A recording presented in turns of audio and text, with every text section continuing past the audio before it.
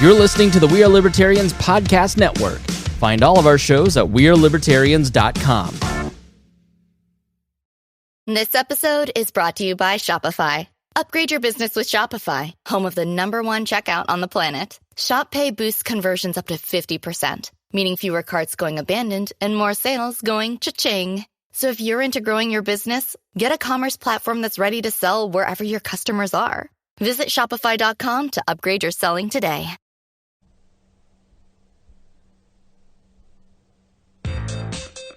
This is the Brian Nichols Show. I'm your host, Brian Nichols, and I must say, it's fun to finally be able to announce this podcast as a part of the We Are Libertarians network. Shout out to Chris Spangle. This has been in the works now for quite a while. So, I'm officially excited to get things going here with the the Brian Nichols Show podcast. So, for those of you who have not heard me on We Are Libertarians before, just a little bit about me. My name is Brian Nichols. I'm hailing from the East Coast over in Philadelphia, Pennsylvania. So a little bit about me. I am currently the associate editor at the libertarianrepublic.com, which is the website founded by current United States senatorial candidate Austin Peterson. I've been writing there since August of 2016. But prior to that, I have quite a bit of experience both in local and state politics as well as some national politics as well, dating back to 2012 officially was my true immersion into the national political scene. Working on a congressional campaign as the mobile field representative for a congressional candidate. Prior to that, though, working on several local campaigns, from county legislator to county clerk, sheriff, as well as up to state assembly in New York State. But a little bit about what we're looking to do with this podcast here going forward. So the goal of this podcast is to be a weekly podcast covering the week's top news through a libertarian lens and perspective. Each show is going to be hosted by yours truly, Brian Nichols, with various libertarian and conservative guest hosts who will be joining us throughout the year based on their availability. But also what we'll be doing is also featuring some monthly interviews with some noted guests within not only the libertarian movement, but also the conservative movement, media, and politics in general. In addition to the monthly interviews and weekly programming, the Brian Nichols Show will also be bringing in liberal, democratic, socialists, and yes, some communist voices, just to discuss and debate some relevant topics in regards to recent news, to bring some different views and different mindsets to you, the listener, so we can at the very least try to have an ability to debate and learn from the other side, not necessarily in order to agree with the other side, but at the very least to hear their arguments, and hopefully we can walk away with a sense of understanding one another and a situation where we can say we agree to disagree.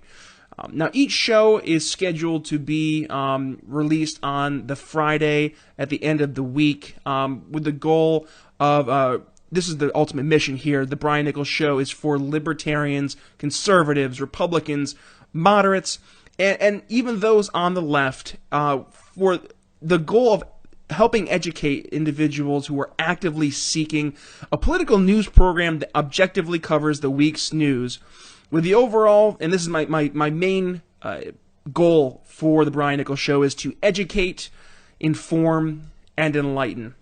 And the reason I say that is because I've noticed too often in libertarian circles, we seem to get caught in our own little groupthink echo chambers. And I find that to be very concerning because I think we sometimes lose focus as to what the goal should be for us in terms of what our mission is going forward.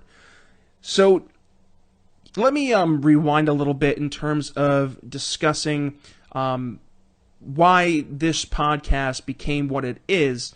Prior to starting on with Chris Spangle for the We Are Libertarians Network, I was hosting my own podcast over at the Libertarian Republic called the Around the Republic podcast, in which we did a very similar type of weekly review with the top events of the week.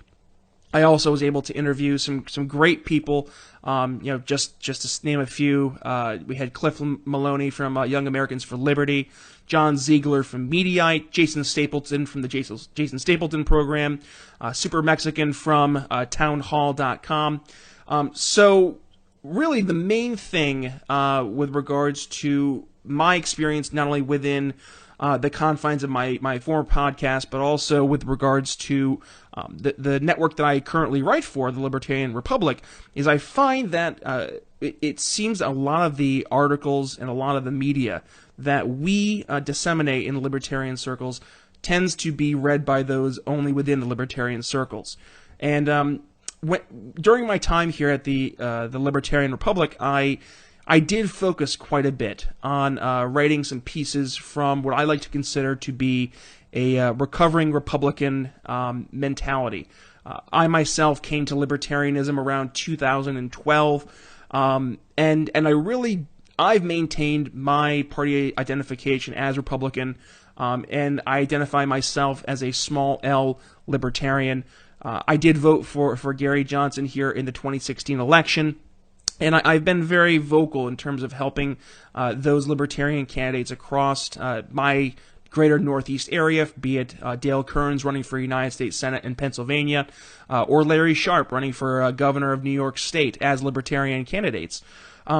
But I've come to find that the best means in terms of reaching out and trying to disseminate a libertarian message is unfortunately through the platform that is the Republican Party. Because, and I understand that this will ruffle a lot of people's feathers right away for this podcast, but just through my personal experience and being objective and looking at where the Libertarian Party stands here in 2018, we are the third largest national party in terms of political identification throughout the United States. Not counting, of course, those individuals who do not identify with any political party, which would be a plurality of American voters. So, with that being said, we have to acknowledge the reality that the Republican Party is indeed the second largest political party in the United States. And as such, we have individuals within the Republican Party and within government who do identify with the small L libertarian philosophy, be it the likes of former Congressman Ron Paul, current United States Senator Rand Paul, his son, also Congressmen Justin Amash of Michigan and Thomas Massey of Kentucky, respectively, but also those maybe who are more in the constitutional approach, be it Mike Lee or Ted Cruz in the United States Senate. Now, I'm not going to pretend that Rand Paul or Ted Cruz or Mike Lee, for that matter, represent my ideas 100%. And I don't think that should be the goal for libertarians, is that we can't have these ideological purity tests. So the goal of this podcast is to reach out beyond the libertarian echo chambers, to reach out beyond those individuals that will hear our message and believe in our message to begin with.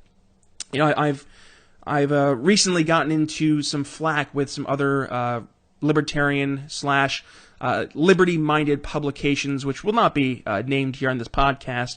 But if you want to go explore the venture, please feel free to follow me on Twitter at bnicholsliberty. Again, that's my Twitter handle at bnicholsliberty, and I'm sure you'll find the interactions that I've had, recently with this other publication in terms of making cancer jokes and trying to really alienate anybody that is not a 100% ideologically pure libertarian, as labeling them as a communist or a socialist.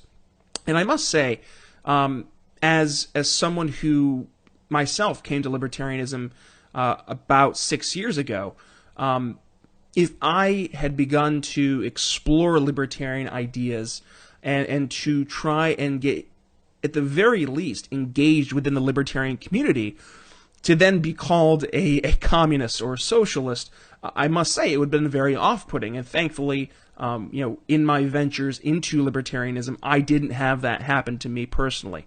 But I see it happen too often, where, yes, those individuals who maybe are exploring the idea of liberty and the idea of small L libertarianism, they start to question their own beliefs, but at the same time, they have to question our beliefs. And when they're questioning our beliefs, they're met with a hostile reaction, which to them is very off-putting. Now, I'm going to give an anecdote, but one of my close friends who will be actually be coming on this podcast at some point down the road, Kimberly Ross from Red State, she likes to identify herself as politically homeless, because of the fact that in 2016, she couldn't support Donald Trump as a Republican, and that hurt her because she had never really come to a situation within her personal life where Donald Trump, or where the Republican Party rather, was not reflecting her ideas so openly and so vagrantly going ahead and just completely ignoring what they were supposed to be representing. So after the 2016 election, to keep this anecdote short, Kimberly began to look for alternatives. And one area she did start to look was the likes of exploring libertarianism. And one issue for Kimberly that is, and when I have her onto this podcast, it's going to be one of the main things that we focus on, is that of abortion. Now, I've made my personal views on abortion on the We Are Libertarian podcast quite clear. I'm very pro-life because I view the individual being a human being as a sentient being that even if it's a fetus within the womb, it will turn into a human being once it's born. It's not going to turn into a tree. It's not going to turn into a car. It's going to be a human being. And therefore, it should be afforded the rights of any other human being. Now, within the libertarian circles, the argument between pro-life and pro-choice is a very fervent one. And I fell into the pro-life camp of libertarianism, which I feel is starting to have some more strength going forward and some more momentum with the likes of Julie Borowski or an Austin Peterson, who really they've taken the flag of the pro-life libertarian movement and have made it their own. But when Kimberly began to explore into libertarianism and actually was exploring the idea of voting for Governor Johnson, she started to dip her foot in the water in terms of exploring some of the libertarian views.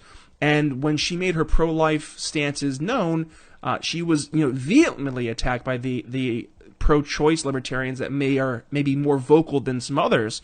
And it really turned her off. And that was disheartening for me because I know that she was politically homeless, looking for something as an alternative to what the current GOP is structured to be. So, again, going back to the main goal of the Brian Nichols Show going forward, it is, again, to enlighten, to educate, and to inform.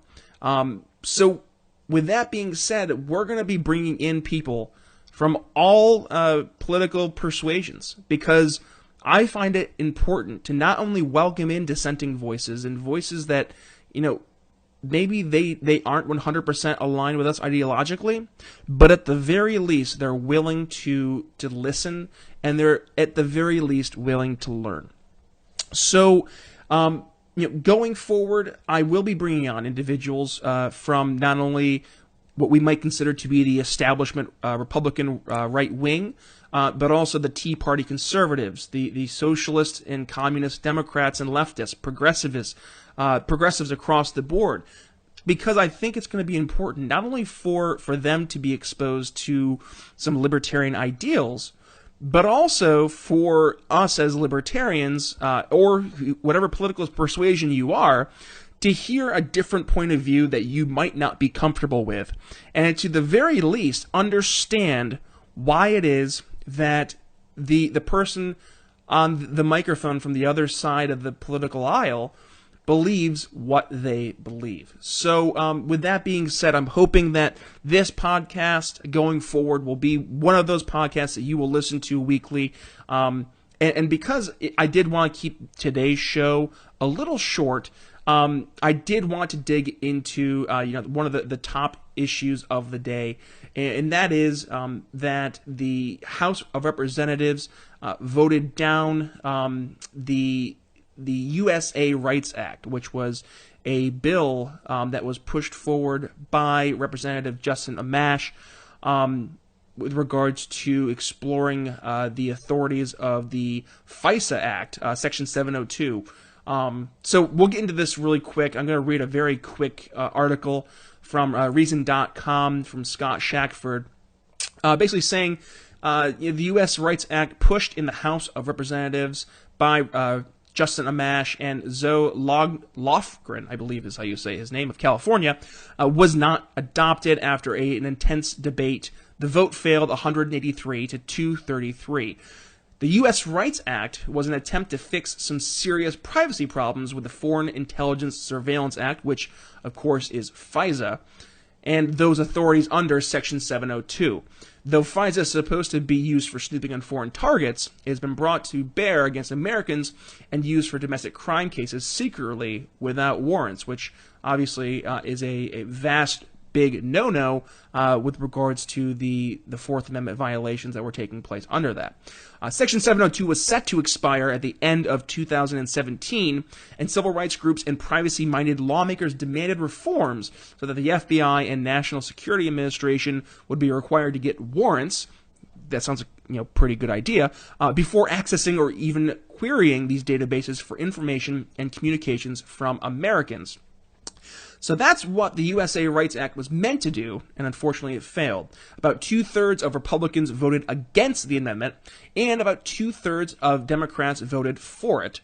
So, as Scott says here, it wasn't really a party line vote, but the Democrats could have pushed it through had they all supported it. Several ranking Democrats openly supported increasing the powers of the surveillance state, even under a president they loathe. Then in parentheses it says House Minority Leader Nancy Pelosi and the ranking member of the National Intelligence Committee, Adam Schiff, both Democrats, ended up voting against Amash. And myself now speaking on that, I do find it absolutely not only ironic but hypocritical for the Democrats to do this, because especially the likes of Nancy Pelosi and Adam Schiff, because they have been two of the leading voices within the House leading this charge against Donald Trump and the Russia scandal. And it just take a step back from party line vote. Why on earth would you give the President of the United States, who you believe engaged in Russian meddling of the elections in order to subvert our democracy so he could win, why would you give him basically unilateral authority to violate the Fourth Amendment rights of all Americans in the name of quote-unquote security? It just doesn't make sense. But going back to Scott's piece here, instead, the House voted 256 to 164 in favor of the FISA Amendments Reauthorization Act of 2017. The bill doesn't just renew Section 702 for 6 years, but it also codifies permission for the FBI to access and use data secretly collected by Americans for a host of criminal cases that have nothing to do with protecting America from foreign threats, which really makes you question, myself speaking here, why the F in the word in the word FISA is even necessary at this point, because the F is supposed to be for foreign and it's being used on us here in America. Had a little cough there.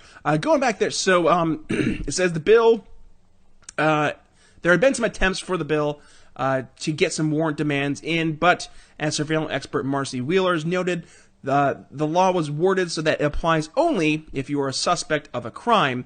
That is to say, people suspected of criminal activity have greater privacy protections under the law than those who just have their data communications snatched up en masse.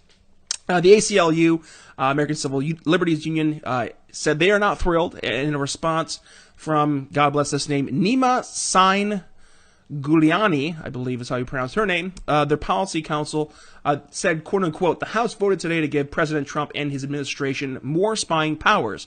The government will use this bill to continue warrantless intrusions into Americans' private emails, text messages, and other forms of communication. She goes on to say, no president should have this power. Yet, members of Congress just voted to hand it to the administration that has been labeled individuals as threats based merely on their religion, nationality, or viewpoints. The Senate should reject this bill and rein in government surveillance powers to bring Section 702 in line with the Constitution. Scott then continues, now that the reauthorization goes to the Senate, where Senators Rand Paul of Kentucky and Ron Wyden of Oregon have co-sponsored, mind you, Wyden is a Democrat and Rand Paul a Republican, a Senate version of the USA Rights Act. And they both have already treated their responses to what happened in the House today, with Rand Paul stating, no American should have their right to privacy taken away, #filibuster. Very Trumpian. Rand tweeted that today.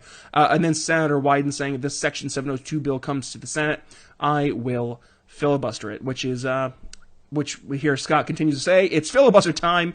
Clearly, Paul and the others need to try and book some time on Fox and Friends to convince President Donald Trump to switch his position back to opposing domestic surveillance, which is obviously a pretty direct homage to this morning's incidents, this morning being Thursday, where President Trump tweeted seemingly directly in response to Judge Napolitano on Fox and Friends, where Judge Napolitano basically looked at the camera and told President Trump not to support this.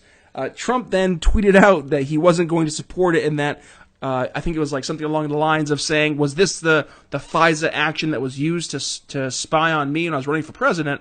And then I think it was 2 or 3 hours later, he then said, oh, well, that being said, I've gone ahead and said we still need to get the bad guys. Of course, that's me paraphrasing. But it's interesting the fact that that Trump, after like 2 hours or so, decided to change his views back. Must be John Kelly to the rescue to try and save that from President Trump. And then, of course, going forward, one of the best leaders of liberty here in the House, Justin Amash, tweeted his response to the amendment's failure, stating, thank you to the 183 Republicans and Democrats who voted yes on the Amash-Lofgren USA Rights Amendment. We fell short today, but a large growing coalition is standing up for the American people. We will never stop defending the Fourth Amendment, our Constitution, and all our rights. And well said to Justin Amash there, because I think one important thing that we seem to forget is that individuals like Justin Amash and individuals like Rand Paul, though they don't necessarily reflect pure 100% libertarian ideology, they're making moves, and they are drawing attention to these issues that libertarians do in fact hold near and dear. And right there on Justin Amash's tweet, we fell short today, but a large, growing coalition is standing up for the American people. That's huge. Because, now this is no shade at the Libertarian Party, the National Libertarian Party, but we have no elected officials in Congress or in the Senate who are Libertarian Party members. And that's just reality. So instead of going for this ideological purity, saying we need to, only support libertarian candidates, we got guys like Justin Amash and Rand Paul who are on the battle lines right now pushing for libertarian, social, civil libertarian views that I don't think we would ever have a chance of really making some moves if it were not for them right now doing what they're doing. That's where the entire hashtag Stand With Rand came from, was back to his initial filibusters. And Rand Paul has been one of, if not the loudest voices for libertarian views in the Senate, especially with his noted filibusters of not only now the NSA spying, but also he did this in 2015, and with regards to the dronings of American citizens. Rand Paul has been one of the leading voices in the Senate, and Justin, though he is no Ron Paul, Justin Amash is really, he's made some leaps and bounds in terms of helping lead for the liberty movement actually getting some stuff done. With that being said, I do want to keep this podcast today relatively short. But the FISA Act, it definitely hurts to see, the act fail, where it could have easily passed had, just 1/3 more of the Democrats in the House just go ahead and vote party line with their party, and then the Freedom Caucus to lead the way. But alas, we now will fall back to the likes of Rand Paul in the Senate, along with Senator Wyden. I know Mike Lee has made it a point to say that he was actually making his entire vote contingent on the fact that Justin Amash's revisions to the NSA, the FISA Act, which was the USA Rights Act, his vote is contingent on that passing through. So I'm curious to see if maybe Mike Lee will start to stand with Rand Paul and Senator Wyden with regards to, at the very least, trying to make sure that Americans, citizens, cannot be targeted with this mass collection of data to end up hurting them going down the road, especially with regards to that information being taken from. Really, when you think about it, it's just being taken at any time and can be used at any time against you without your consent, without the Fourth Amendment being at all considered. That's going to be the FISA response that I had today. If you enjoyed this conversation about FISA, I know it was very brief, and it is a little boring with just me on the podcast. Totally understand that, but we are going to be going ahead and adding a lot of fun guests coming to the podcast to hop on. We'll play some back and forth verbal sparring just so we can try to get things going forward in terms of exploring the option of bringing in some individuals outside of our movement to help push liberty forward.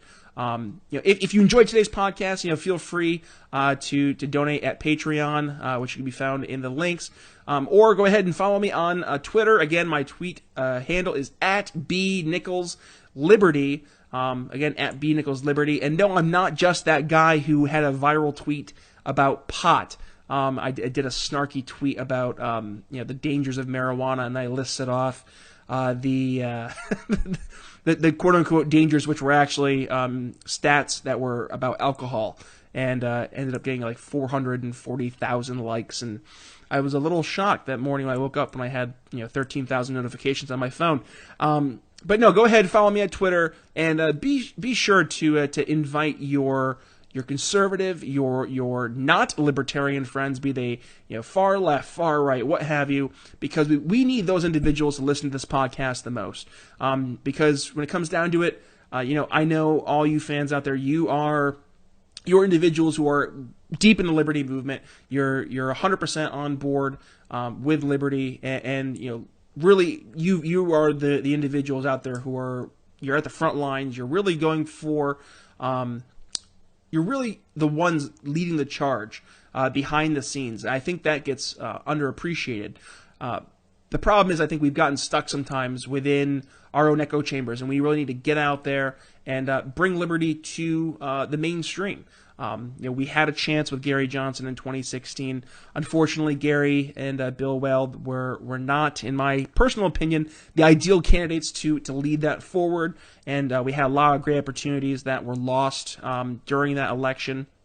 And I've had my personal sparring with Nicholas Sarwark, the chairman of the Libertarian Party, with how the Libertarian National Committee National Party has performed and conducted themselves in public, whether it's posting things about comparing the United States' freedoms to that of North Korea and implying that North Korea was more free than the United States, or posting satanic verses the week before Easter. I don't think that's exactly very productive public relations, but I digress. So with that being said, thank you for joining me here on the very first, the inaugural Brian Nichols Show podcast. I'm looking forward to many more podcasts to come. Again, if you like this, feel free to share this episode. Feel free to donate on Patreon, and again, feel free to follow me at bnicholsliberty, both on Twitter as well as Facebook. We'll be sharing articles. But until then, we will talk to you next week. Have a good one.